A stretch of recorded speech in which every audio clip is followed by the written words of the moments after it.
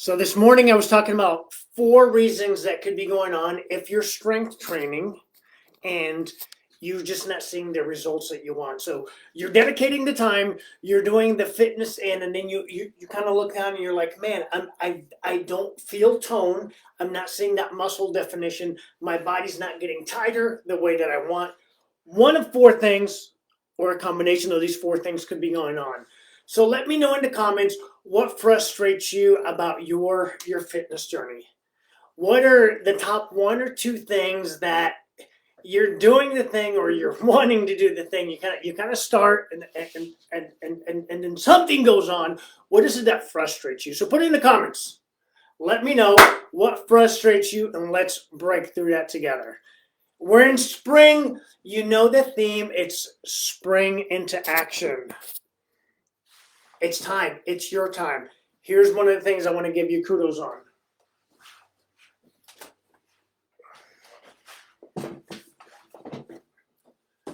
I finish what I start.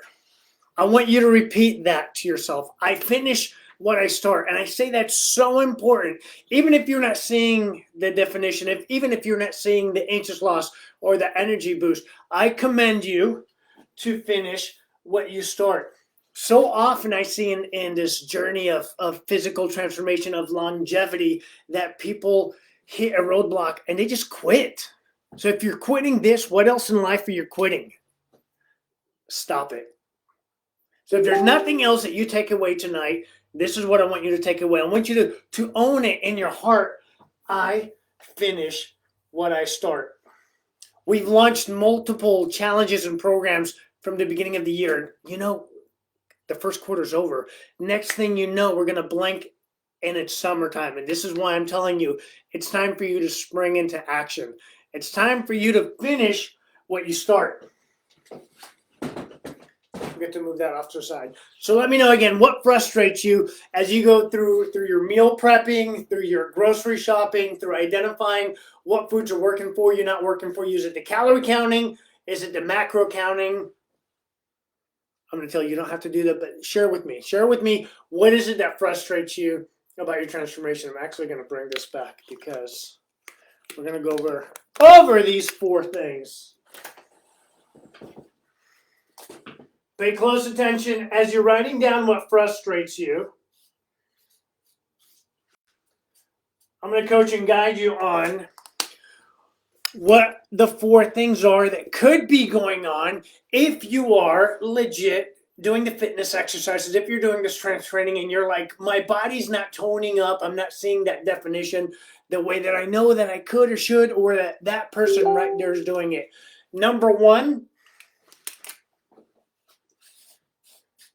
there's not enough stress that's going on into your muscle.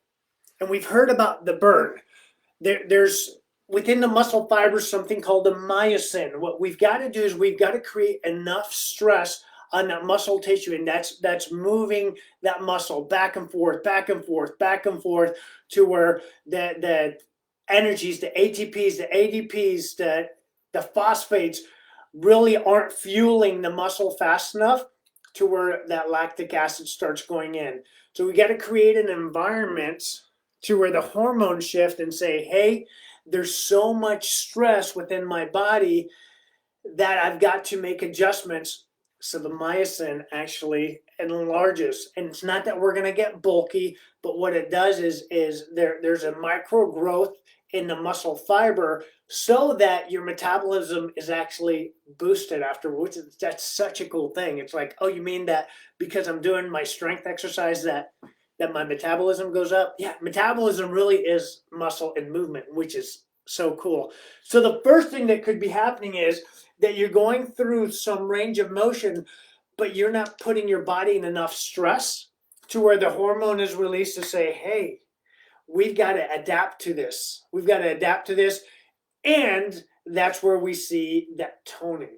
Sometimes you'll hear that muscle growth, but really the toning and definition of the body. You've got to create enough stress within that strength training. Number 2, oh, I love this one. Meal timing. Oh, write this down. Like, this one is so key. Meal timing. So those of you that have done the K7 Jumpstart know how much I stress upon the meal timing, and I'm against this fasting. Fasting has become so popular and it's moronic. What we're doing is we're going into a phase where we're not fueling the body. Like if you fast from eating shit, good. Fasting from having junk and the kryptonite is fantastic, but fasting from actually adding nutrients, minerals into your body, not such a great idea. So what ends up happening is when we go beyond the window, and it's typically 4 hours of consuming nutrients, the body, for survival reasons, goes through a process called gluconeogenesis. So let's see if I can draw this here. So we've got the protein, which is a carbon molecule, hydrogen, oxygen, and nitrogen molecule. CHONN, there's that molecule. So what's really cool about protein is it can convert into a carbohydrate so our body has energy to survive. So when we go beyond that 4 hour window of the meal timing and in the jump start, this is where I'm so key on from the time that you wake up, when that first meal is, and how you fuel yourself until you fall asleep. What happens is this nitrogen molecule, this is a protein, this nitrogen molecule goes off and it turns into a carbohydrate. So what's happening is our muscle is actually going catabolic for survival reasons. So by skipping meal timing, we're actually slowing down the metabolism. So I could be doing all of these awesome, I'm doing my body pump, I'm working with my personal trainer, I'm doing all these strength training exercises. And if my meal timing is not in place, I'm killing the metabolism. So meal timing is going to be so cute for you. So number one, we've got to create enough stress within the muscle fibers to where the hormone releases to where we tone up. Number two, you got to make sure that you're fueling your muscle throughout the day so you don't go catabolic through the gluconeogenesis process. And this, if you've ever been on a treadmill or in the cardio deck area and there's somebody near you doing the crazy cardio and they stink, they've got that like ammonia smell, I can tell you that they're doing a fasted workout, and the more intense that they're working out, the more they're killing their metabolism. So I'm going to invite you, don't do that. Number three is not enough protein. Speaking of protein, so we know that stress causes protein synthesis. So where the protein is synthesized and it's growing. Another thing that we've come to find out is that there's different type of amino acids. So one of them is called L-leucine. Whenever we consume within 5 grams, which is in roughly about 30 grams of protein, animal protein, I'm going to get to this in a second, within a 30 to 45 minute window, that also triggers protein synthesis. Super cool. That's roughly 5 eggs, 4.5, 5 ounces of meat. When it comes to animal protein versus plant protein, with plant protein, you're going to need typically 3 to 6 times more of the volume. Another problem with the plant protein, you also got to figure that like whey protein, for instance, I'm going to use that as an example, has been studied for decades, 50, 60, 70 years. It's been proven to be anti-cancerous.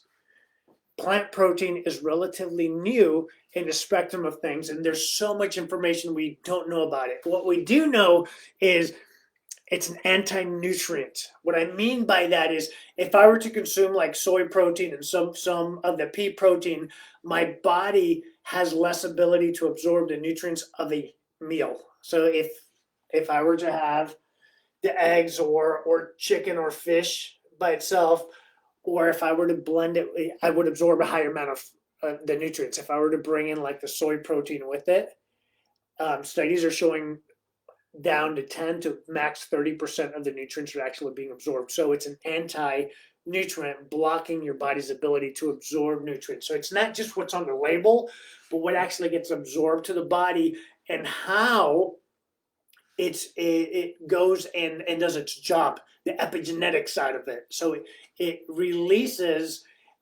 genetic structure on here's how we express our genes. Super fascinating. So within protein, we're looking within the meals, about 30 grams of protein will trigger that protein synthesis. And the last one is similar to the first one when it comes to stress. Now, this one is a funky stress. When you're consuming the kryptonites, and those of you that have done the jumpstart, I go into detail on what kryptonites are. To give you a quick idea, it's what we call foods that our body has an adverse reaction and effect to. We openly know that alcohol is not good for us. What does that kryptonite do? It gives me foggy brain. My neuromuscular skills are off. It's hard for me to keep my balance. I can't think straight. That is a kryptonite. The more alcohol I consume, the lower my neurofunctions are, to the point where there's so much toxins in my body, I want to vomit it out. My body's response is get these toxins out and we're going to vomit it out. So a lot of the standard American diet, it's SAD, S-A-D. Standard American diet has so many toxins, kryptonites into it, that create something we call leaky gut. So that is where the bindings of the gut lining actually expand. Food particles, waste, biotoxins actually go into the bloodstream. So think about if I were to get stung by a wasp, how I'm going to be swollen in that area that I was stung. Now imagine if that same poison were to get into my bloodstream and all throughout my body, I would be inflamed all over. So that is when you see the dark circles and the puffy face. Oh, my joints are really hurting. Arthritis is a variation of the inflammation. So number 4 is when the body has so much stress, you're in a survival state. So you've got the leaky gut going on. You've got all these toxins constantly, chronically going into your body, and your body's in a survival state. So irrelevant of the fitness movement that we're doing, it's utilizing its energy to fight off these toxins that are just 24/7 going into the bloodstream. So you let me know as you're listening and you're watching me, which of these 4 kind of resonate with you like, oh man, you know what? I think this is that big domino that's slowing me down. Is it number 1? Put it in the comments. Is it number 2? Number 3? Or is it number 4? Let me know. I hope you got something out of this tonight.